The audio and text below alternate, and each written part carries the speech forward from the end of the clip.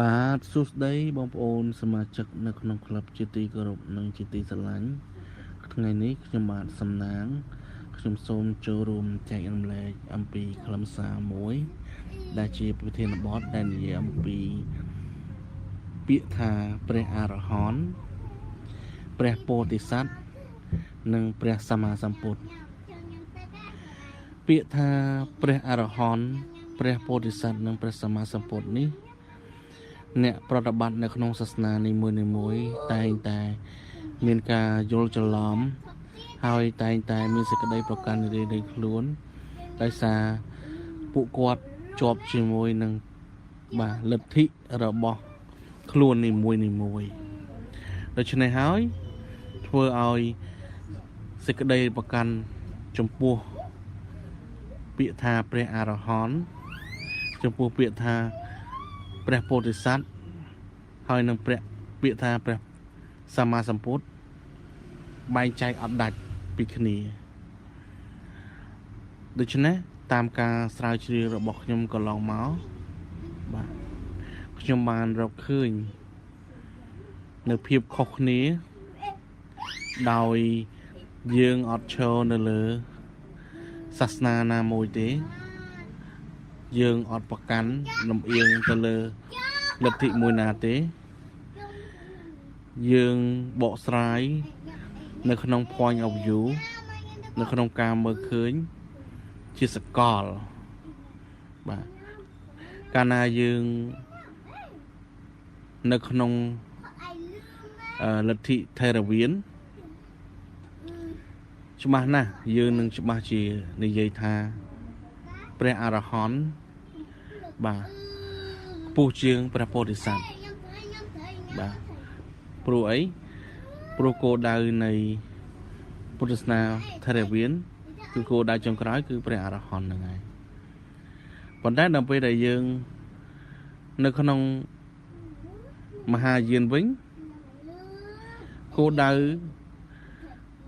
ត្រាស់ដឹងនៅក្នុងមហាយានគេហៅថាជាព្រះពោធិសត្វបាទអញ្ចឹងនៅក្នុងមហាយានគេមានទស្សនៈដូចគ្នាត្រឹមតែជាព្រះអរហន្តបាទមិនទាន់មានបារមីគ្រប់គ្រាន់នឹងខ្លាចជាព្រះសម្មាសម្ពុទ្ធទេមានតែផ្លូវជាព្រះពោធិសត្វទេដែលអាចនាំឲ្យយើងនឹងអាចទៅកាន់ការត្រាស់ដឹងបាទជាព្រះសម្មាសម្ពុទ្ធដែរអញ្ចឹងដោយសារនៅក្នុងលទ្ធិនីមួយបើសិនជាយើងជាប់នៅក្នុងលទ្ធិ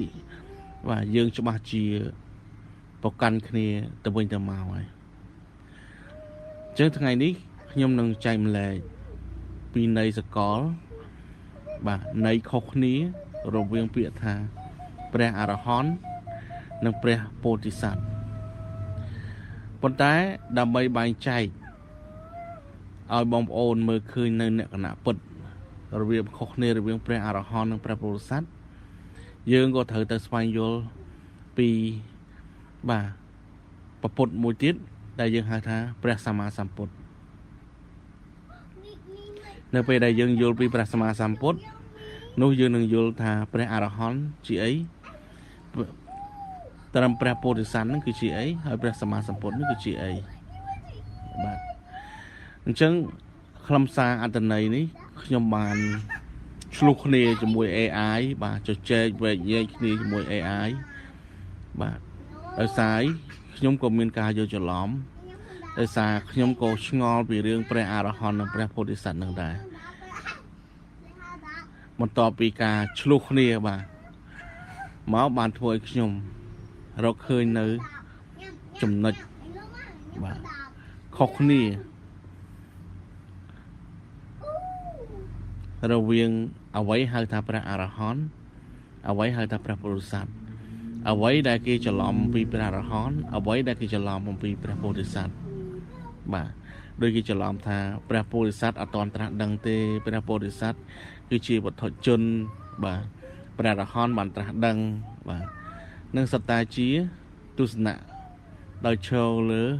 សេចក្តីប្រកាន់តាមលទ្ធិនីមួយៗតាមផ្លូវនីមួយៗបាទចុះថ្ងៃនេះយើងនឹងដាក់លទ្ធិទាំងអស់ចូលគ្នាដើម្បីមើលឃើញថាតើព្រះអរហន្តមានន័យបែបម៉េចព្រះពោធិសត្វមានន័យបែបម៉េចហើយនឹងព្រះសម្មាសម្ពុទ្ធនឹងមានន័យដូចម្ដេចបាទចឹងដើម្បីយល់ពីភាពខុសគ្នាយើងត្រូវយល់ពីព្រះពុទ្ធបាទ3កម្រិតនៅក្នុងនោះបាទយើងមានព្រះអរហន្តយើងមានព្រះពោធិសត្វនិងយើងមានព្រះសម្មាសម្ពុទ្ធអញ្ចឹងក៏ពិតព្រះអរហន្តហើយនឹងព្រះពោធិសត្វហើយនឹងព្រះសម្មាសម្ពុទ្ធនឹងសុទ្ធតែជាបុគ្គលត្រាស់ដឹងដូចគ្នាបាទសុទ្ធតែបុគ្គលដែលរួចរំដោះពីកិលេសនិវរណៈហើយនឹងញាណនិវរណៈបាទសុទ្ធតែជាបុគ្គលត្រាស់ដឹងដូចគ្នាព្រះអរហន្តក៏រួចរំដោះ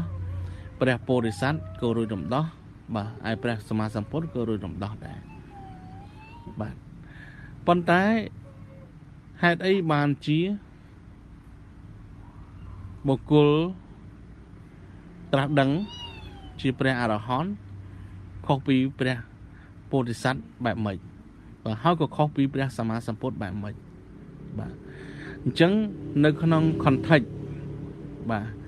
នៅក្នុង context ដើម្បីឲ្យយើងយល់ពីព្រះអរហន្តនិងព្រះពោធិសត្វខុសគ្នាបែបម៉េចបាទត្រាស់ដឹងដូចគ្នាដែរតែខុសគ្នាដូចម៉េចបាទ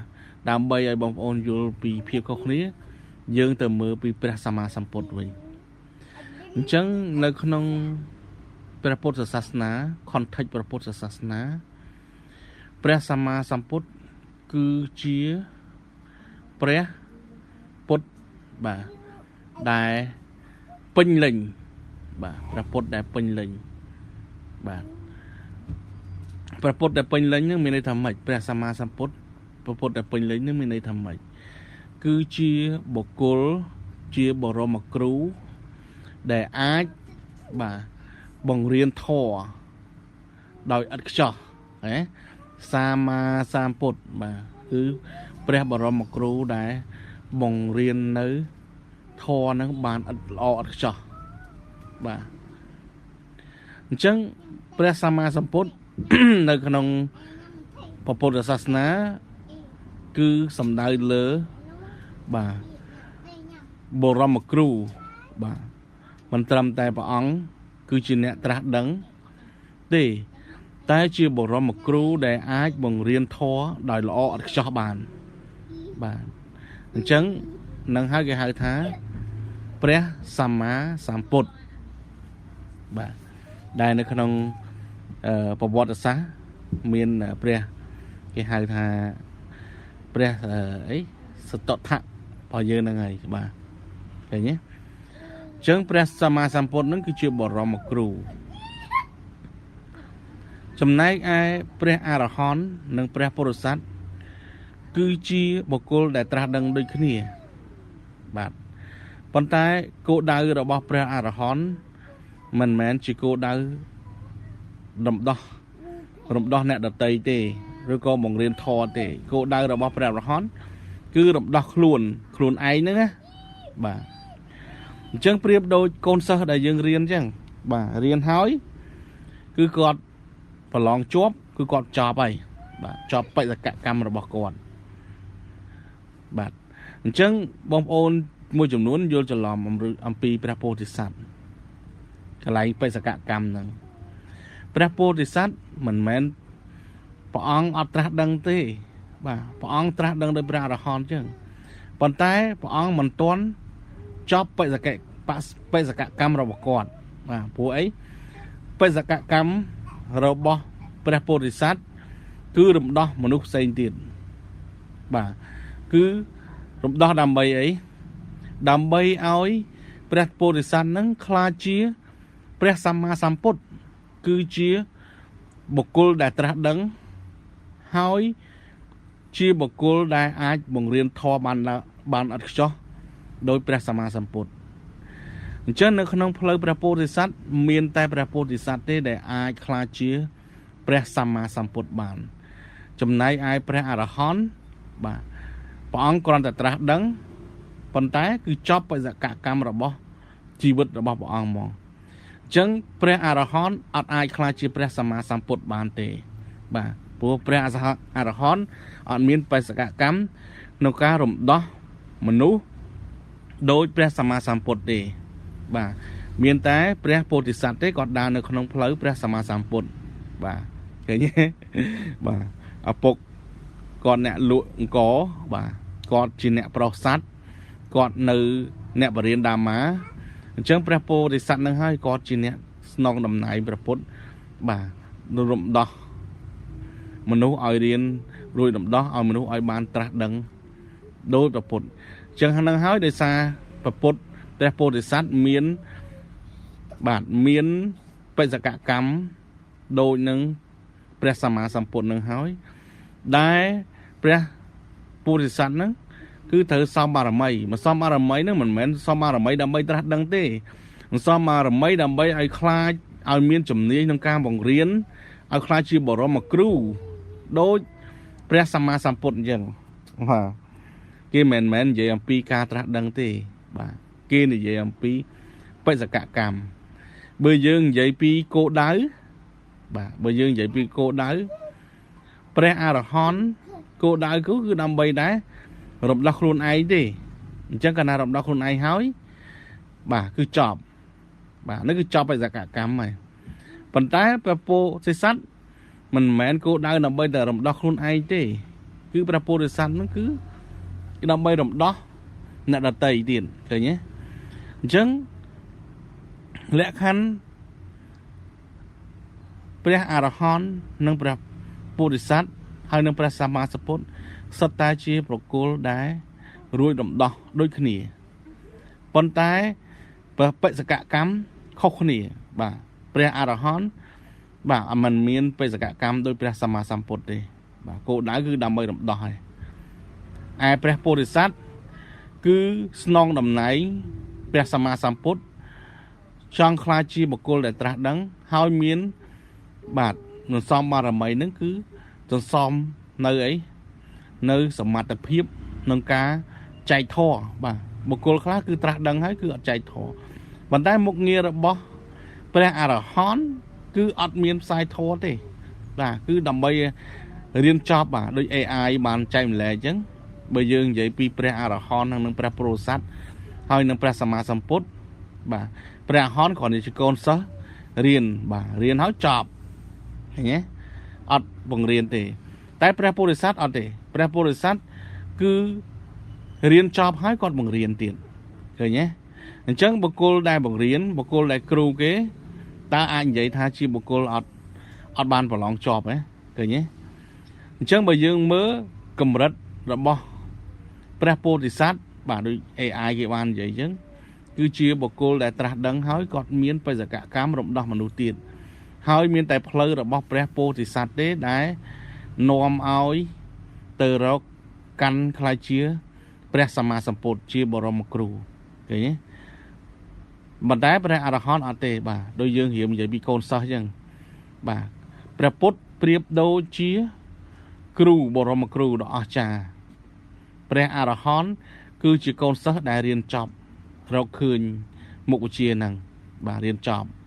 ប៉ុន្តែព្រះពោធិសត្វអត់ទេព្រះពោធិសត្វនៅពេលដែលរៀនចប់ដោយព្រះអរហន្តដែរប៉ុន្តែគឺមានបាទហៅថា compassion អាហ្នឹងគេហៅថា buddhi citta បាទ buddhi citta ហ្នឹងគឺមានចិត្តព្រះពុទ្ធចិត្តមេត្តាគឺចង់ប្រោះបាទប្រោះសត្វអញ្ចឹងការសំបារមីគឺសំអាចិត្តមេត្តាដើម្បីរំដោះសត្វហ្នឹងហើយបាទចំណែកឯព្រះអរហន្តគឺអត់មានបុរិចិត្តតាអត់មានបារមីនឹងទេអញ្ចឹងហើយបានជាព្រះអរហន្តផ្លូវនៃព្រះអរហន្តអាចខ្លាចជាព្រះសម្មាសម្ពុទ្ធដោយព្រះបាទពោធិសត្វទេឃើញទេអត្ថន័យវាគឺនៅកន្លែងហ្នឹងបាទអញ្ចឹងគេអត់និយាយអំពីកម្រិតនៃការត្រាស់ដឹងទេបុគ្គលនឹងសិតតែត្រាស់ដឹងទាំងអស់ហើយប៉ុន្តែគេនិយាយពីភាពខុសគ្នានៃបេសកកម្មបាទដូចខ្ញុំធ្លាប់ចែកម្លែកអញ្ចឹងមួយគាត់រំដោះខ្លួនឯងហើយបាទគឺគាត់មានសេរីភាពគាត់មិនបាច់ជួយនរណាទេតែព្រះពុទ្ធសាសនាអត់ទេ ត្រាស់ដឹងហើយ គឺចង់ស្នងតំណែងព្រះសម្មាសម្ពុទ្ធរំដោះអ្នកដតីដែរឃើញទេចឹងហើយបានជាផ្លូវព្រះពោធិសត្វហ្នឹងគឺនាំព្រះពោធិសត្វហ្នឹងទៅកាន់ព្រះសម្មាសម្ពុទ្ធគឺជាបាទបុគ្គលដែលត្រាស់ដឹងហើយរួចរំដោះហើយគឺជាបរមគ្រូដែលអាចប្រោះជីវិតរបស់មនុស្សអវិជ្ជាទាំងឡាយឲ្យត្រាស់ដឹងដូចគ្នាបាទឃើញទេហើយអានឹងហើយគឺជាព្រះសម្មាសម្ពុទ្ធដែលជាព្រះពុទ្ធបាទពេញបាទព្រះពេញលេញនៅក្នុងសាសនារបស់ព្រះអង្គហ្នឹងបាទអញ្ចឹងហើយបានជាយើងមានសាសនា3បងប្អូនមើលលទ្ធិ3បងប្អូនឃើញហើយផ្លូវហ្នឹងហើយបើលទ្ធិ3បងប្អូននឹងឃើញគោលដៅរបស់ថេរវានគឺគ្រាន់តែបាទទៅសម្រេចព្រះអរហន្ត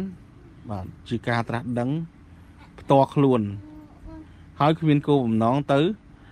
ប្រុសអ្នកណាគ្មានគោលបំណងទៅរំដោះអ្នកណាទេគឺសម្រេចផ្ទាល់ខ្លួនហើយគឺចាប់បដិសកកម្មអញ្ចឹងហើយនៅក្នុងបាទលទ្ធិមហាយានគេថាព្រះអរហន្តហ្នឹងគឺខ្វះនៅសេចក្តីមេត្តាដូច្នេះការត្រាស់ដឹងរបស់ព្រះអរហន្តហ្នឹងគឺអត់ពេញលេញទេបាទអញ្ចឹងនៅក្នុងមហាយានព្រះគោលដៅរបស់គេគឺព្រះពុទ្ធិសត្វគឺជាបុគ្គលដែលដាស់ត្រង់ហើយគាត់បាទជួយរំដោះមនុស្សទៅសំបារមីដើម្បីក្លាយជាព្រះសម្មាសម្ពុទ្ធបាទមហាយានដល់ពេលចុងក្រោយបាទដោយសារមានពាក្យបាទចុងក្រោយគឺមានលទ្ធិចុងក្រោយមួយទៀតហ្នឹងគឺតនសម័យជាងគេហៅថា Thunderbolt បាទឬក៏ពេជ្រយានហ្នឹងគឺបុគ្គលផ្លូវដែលនាំទៅកាន់ជាព្រះសម្មាសម្ពុទ្ធមកបាទព្រះជា Buddhahood បាទជាព្រះសម្មាសម្ពុទ្ធពេញលេញហ្មងបាទដោយសារអីផ្លូវនៅក្នុងទីបេគឺផ្លូវវិវត្តទៅកាន់ the perfect teacher ជាបរមគ្រូ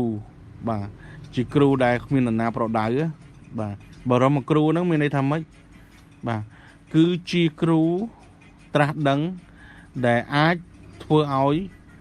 ជីវិតផ្សេងទៀតគឺត្រាស់ដឹងចឹងនៅក្នុងសាសនាលទ្ធិទាំង3ហ្នឹងបើបងប្អូន search នៅលើ AI search ទៅលើ internet search ទៅលើកម្ពីបងប្អូនឃើញហើយបាទថេរវានគោលដៅរបស់ថេរវានគឺព្រះអរហន្តគោលដៅរបស់មហាយានគឺព្រះពុទ្ធិសត្វឯគោលដៅរបស់Tibetan Buddhism ហ្នឹងគឺព្រះសម្មាសម្ពុទ្ធនឹងតែម្ដងបាទព្រោះអីនៅក្នុងព្រះគោលដៅរបស់Tibet គឺខ្លាចជា perfect teacher បាទគ្រូដែលអត់ខ្ចោះបាទអញ្ចឹងហើយបាននៅក្នុងមេរៀននៅក្នុងសាសនាទីបេគេគោរពគ្រូគេហៅគូរូឬក៏ឡាម៉ាហ្នឹងបាទដាឡៃឡាម៉ាហ្នឹងគឺជាគ្រូបាទហើយគ្រូនេះគឺជា perfect គ្រូបាទដូចជាព្រះសម្មាសម្ពុទ្ធអញ្ចឹងហើយគ្រូនេះនៅក្នុងទីបេនៅក្នុងមហាយាននៅក្នុងថេរវានក្តីនៅពេលដែលយើងនិយាយពីការរំដោះយើងអត់និយាយពីធម្មពលយើងអត់និយាយអំពីការ transfer ការត្រាស់ដឹងយើងអត់និយាយពីការដាស់មនុស្សឲ្យឃើញការត្រាស់ដឹងភ្លាមទេនៅក្នុងថេរវានហើយនិងមហាយានការផ្ទេរការត្រាស់ដឹងពីគ្រូទៅសិស្សគឺតាមរយៈគឺតាមការបង្រៀនធម៌តាមរយៈការបង្ហាញសមាធិអីចឹងទៅប៉ុន្តែដល់ប្រពៃណីរបស់ពុទ្ធសាសនាទីបេការ transfer មាន2បាទគេ transfer មេរៀនដោយពុទ្ធសាសនាថេរវានហើយនិងពុទ្ធសាសនាមហាយានដូចគ្នាបាទផ្ទេរតាមធម៌ហ្នឹងដើម្បីឲ្យមនុស្សស្វែងយល់ប៉ុន្តែមួយទៀតគឺគេផ្ទេរនៅ energy បាទផ្ទេរនៅ energy បុគ្គលដែលទៅជួបនៅ perfect teacher គឺអាចពិសោធន៍នៅបាទស្ថានភាពត្រាស់ដឹងបានភ្លាមមកបាទអាហ្នឹងគេហៅផ្លូវអីគេផ្លូវពេជ្រផ្លូវរន្ទះបាទ Thunderbolt ឃើញទេ អញ្ចឹងគោលដៅដែលធំបំផុតនៅក្នុងពុទ្ធសាសនា context គឺព្រះសម្មាសម្ពុទ្ធជាបុគ្គលដែលត្រាស់ដឹងហើយគឺជា perfect teacher ជាបរមគ្រូបាទជាគេហៅថាអីគ្មានអ្នកណាបដៅព្រះអង្គបានឡើយនោះ បាទមានន័យថាការ enlighten ការរកឃើញការត្រាស់ដឹងរកឃើញផ្លូវបាទបង្រៀនធម៌ដោយខ្លួនឯងបាទអញ្ចឹងនៅក្នុងកន្ធៃពុទ្ធសាសនាយើងឃើញទេបាទព្រះអរហន្តក៏ដោយព្រះពោធិសត្វក៏ដោយគឺបង្រៀនគឺដោយផ្អែកទៅលើមេរៀនរបស់ព្រះសម្មាសម្ពុទ្ធទាំងអស់បាទលុះត្រាតែបុគ្គលត្រាស់ដឹងហ្នឹងគាត់អាចរកឃើញផ្លូវបង្រៀនបាទថ្មីបាទដែលអាចរំដោះមនុស្សឲ្យត្រាស់ដឹងដោយខ្លួនបានបាទហ្នឹងហើយគេហៅថាព្រះសម្មាសម្ពុទ្ធឃើញទេបាទអញ្ចឹងអត្ថន័យវាមានខ្លឹមសារប៉ុណ្ណឹងហើយ AI ក៏បាននិយាយដែរបើសិនជាយើងប្រៀបធៀបកូនសិស្សនៅសាលាគ្រូដែល perfect គឺព្រះសម្មាសម្ពុទ្ធឯព្រះអរហន្តប្រៀបដូចសិស្សដែលរៀនចប់អញ្ចឹងបាទប៉ុន្តែព្រះពោធិសត្វគឺអីគឺសិស្សដែលរៀនចប់ហើយកំពុងតែបាទចេញទៅបង្រៀនដើម្បីឲ្យខ្លាចអីខ្លាចជាព្រះសម្មាសម្ពុទ្ធខ្លាចជាបរមគ្រូតែគោលដៅទាំងអស់ហ្នឹងបាទគោលដៅព្រះអរហន្តនៅក្នុងថេរវានគោលដៅព្រះពោធិសត្វនៅក្នុងមហាយានគោលដៅព្រះសម្មាសម្ពុទ្ធនៅក្នុងទីបេគឺសិតតែជាគោលដៅតែមួយគឺត្រាស់ដឹងបាទបុគ្គលដែលមកដល់ព្រះអរហន្តបុគ្គលដែលដល់ពោធិសត្វបុគ្គលមកដល់ព្រះសម្មាសម្ពុទ្ធសិតតែបុគ្គលបានរំដោះរួចស្រេចហើយរំដោះពីអវិជ្ជារួចស្រេចហើយបាទអញ្ចឹងខ្ញុំសូមចូលរួមសង្ខេបខ្លីប៉ុណ្ណឹងដើម្បីឲ្យបងប្អូនបានស្វែងយល់ទុកជាទស្សនៈហើយក៏ប៉ុន្តែអត្ថន័យនេះมันពិបាករកទេបងប្អូនឥឡូវ AI search សួរវាយូរទៅបងប្អូននឹងបានដឹងចម្លើយហើយបាទដឹងចម្លើយហើយយើងអត់មានគេហៅថាមានសេចក្តីប្រកាន់ចំពោះលទ្ធិមួយណាទេពេលយើងអត់មានសេចក្តីប្រកាន់យើងនឹងមើលឃើញបាទអត់មានសេចក្តីលំអៀងទេបាទមានសេចក្តីលំអៀងតើតើនឹងសេចក្តីប្រកាន់ទេការចោលគ្នាទៅវិញទៅមកដោយសារយើងមើលអត់យល់ពីគោលដៅក៏ប៉ុន្តែបើសិនជាយើងមើលឲ្យជាក់ស្ដែងវាគ្រាន់តែជាដំណាក់កាលនៃការត្រាស់ដឹងទេថេរវានគោលដៅនៃការត្រាស់ដឹងគឺត្រាស់ដឹងសម្រាប់ខ្លួនឯងបាទជាដំណាក់កាលមួយទៅឯដំណាក់កាលមហាយានត្រាស់ដឹងហើយគឺត្រូវតែមាន compassion compassion ហ្នឹងគេហៅថា Buddhicitta បាទឬក៏គេហៅថា Buddha nature ធម្មជាតិព្រះពុទ្ធបាទធម្មជាតិព្រះពុទ្ធគឺជាធម្មជាតិដែលរំដោះនៅសពសត្វប្រាថ្នាឲ្យសពសត្វមកសុខអញ្ចឹងណាអញ្ចឹងកម្រិតនៅព្រះអរហន្តគឺជាដំណាក់កាលមួយបាទខ្លះជាព្រះពោធិសត្វគឺជាដំណាក់កាលទី2ឯខ្លះជាព្រះសម្មាសម្ពុទ្ធគឺជាដំណាក់កាលទី3បាទជាដំណាក់កាលខ្លះជាបរមគ្រូអញ្ចឹងនៅក្នុង context របស់ព្រះពុទ្ធសាសនាបាទព្រះពុទ្ធគឺជាព្រះសម្មាសម្ពុទ្ធហ្នឹងហើយបាទនៅក្នុង context ព្រះពុទ្ធសាសនាប៉ុន្តែមិនមែនបានន័យថាលើលោកហ្នឹងមានតែព្រះសម្មាសម្ពុទ្ធមានតែមួយទេបាទបើយើងមើលទៅសាសនាផ្សេងដូចជាព្រះស៊ីវ៉ាសម្បីតែព្រះស៊ីវ៉ាគេហៅថាអឌិគូរូបាទគ្រូដំបូងបាទអាហ្នឹងគឺអត្តន័យស្មើនឹងព្រះសម្មាសម្ពុទ្ធហ្នឹងហើយជាបរមគ្រូដែរបង្រៀននៅការត្រាស់ដឹងបាទដូច Jesus ដូច Rumi ដូចអីហ្នឹងបាទហ្នឹងគេសិតតែចាត់ទុកជាបាទព្រះសម្មាសម្ពុទ្ធហើយគឺជាបុគ្គលដែលត្រាស់ដឹងហើយមានសមត្ថភាពបង្រៀនមនុស្ស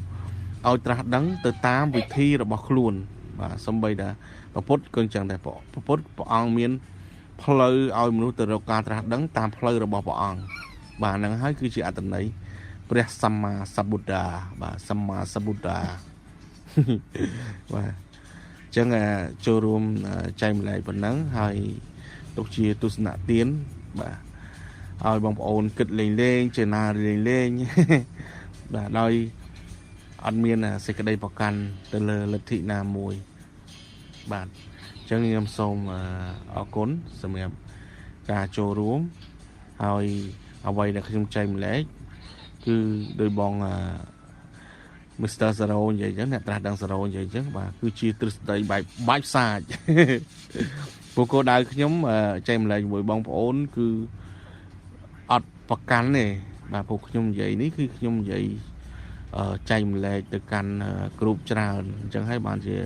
bóng ổn khơi sầm lấy ní chỉ sầm lấy forward để sang nhóm vậy được không group muối để nhóm vậy pin nè ra thì cố hai group ní anh miễn bật sật forward để trước nhóm tay này vậy được không group ní không nhóm tayจะ share ចូលនៅក្នុង group ឲ្យបានច្រើនព្រោះអីក្នុងន័យថាมันនិយាយសម្រាប់ specific មួយណាទេតែនិយាយលក្ខណៈបាយសាច់បាទបាយសាច់ដូច Jesus គាត់និយាយអំពីការបាយសាច់ក្របពូជអញ្ចឹងណាបាទគាត់និយាយពីរឿងបាយសាច់ក្របពូជហ្នឹងបាទក្របពូជខ្លះវាបាច់ទៅលើផ្លូវបាទក្របពូជខ្លះបាទបាយលើទៅលើដុំថ្មបាទក្របពូជខ្លះទៅលើបលាក្របពូជខ្លះទៅលើដីល្អអញ្ចឹងទៅបាទបាយសាច់បាទបាយសាច់អញ្ចឹងអញ្ចឹងធរខ្លះមានន័យថាម៉េចធរខ្លះយើងចេះបាយសាច់ក្របពូជអញ្ចឹងក្របពូជខ្លះវាទៅលើផ្លូវវាត្រូវចាប់ស៊ីបាទវាត្រូវចាប់ស៊ីទៅបាត់ទៅអត់បានដោះហងចាប់ស៊ីទៅបាត់ទៅបាទអានឹងមានន័យថាម៉េចពេលគឺរឿងថាធរហ្នឹងបានផ្សាយទៅហើយតែដោយសារអីដោយសារមនុស្សហ្នឹងបាទគាត់មានគេហៅថាគំនិតអវិជ្ជមានបាទមានចិត្តជាបិសាចដូចចាប់យ៉ាងហ្នឹងចឹកទៅបាត់បាទអត់បានឲ្យក្របហ្នឹងបានដោះទេហើយដល់ពេលបាច់សាចូលអីចូលដុំថ្មតែដល់ពេលក្របចូលដុំថ្មវាមានដោះណាព្រោះវាអាចចាក់ឫសបានណាបាទអញ្ចឹងដូចគ្នាក្នុងន័យថាធរហ្នឹងបានទៅហើយតែដោយសារមនុស្សអត់មានគេហៅថាជំហរអត់មានឫសបាទអត់មានគេហៅថាអ្វីរឹងមាំណាដើម្បីនឹងទទួលយកតែងតែវង្វេងបាទធ្វើឲ្យគាត់អត់អាចចាប់យកក្របពូជមួយនឹងបានទេហើយមួយទៀតបាទចូលនឹងបលាធေါ်ក្របពូជនឹងដាក់ចូលបលាដល់ពេលហើយដោះដែរដល់ប៉ុន្តែបានដោះដែរប៉ុន្តែបលាវាក្រោមកវារីកមកធ្វើអីធ្វើឲ្យមនុស្សហ្នឹងគាត់អាចបាទបានធေါ်ហើយទទួលហើយយល់ហើយតែពេលមួយមានការរំខានមកដល់គាត់បាទត្រូវការបលាមុតបាទអញ្ចឹងចំក្រោយហ្នឹងហើយគឺជាក្របពូជដែរដោះនៅក្នុងដីល្អវាបានជាអីបានជាផ្លែផ្កាបានជាដើមការដោះល្អអញ្ចឹងការចែកម្លែករបស់ខ្ញុំហ្នឹងបាទប្រៀបដូចការបែកសាច់បាទបងវ៉ាចិនបនបាទគាត់ថាបើបងសំណាងគាត់និយាយទស្សន័យបែកសាច់បាទត្រូវហើយបែកសាច់ក៏ពិតក្នុងន័យគាត់និយាយហ្នឹងគឺត្រូវហើយដោយសារខ្ញុំចែកម្លែកនេះគឺនៃបែបសាច់អត់ប្រកាន់អូឌៀនទេបាទអ្នកខ្លះក៏យល់ហើយអ្នកខ្លះក៏ចេះជ្រៅអ្នកខ្លះក៏ចេះតិចបាទអ្នកខ្លះក៏គាត់មិនដែលដឹងអ្នកខ្លះគាត់ដឹងអ្នកខ្លះក៏យកជាប្រយោជន៍ទៅអ្នកខ្លះក៏យកមិនបានជាប្រយោជន៍ទៅបាទធေါ်ខ្លះគឺចាប់ចឹកទៅបាទធေါ်ខ្លះបានយល់ហើយតែត្រូវមានបលាចឹកបាទធေါ်ខ្លះដាក់ទៅបាទមានដោះជាផ្លែជាផ្កាបាទអញ្ចឹងសូមចែកបាទធေါ်បែបសាច់ទៅកាន់បាទបងប្អូនគ្រប់គ្នាហើយសូមជូនពរឲ្យបងប្អូនមានសុខភាពល្អហើយនឹងមានសុភមង្គលក្នុងផ្លូវចិត្តសូមឲ្យបងប្អូនបានស្គាល់នៅតថាគតបាទសូមអរគុណ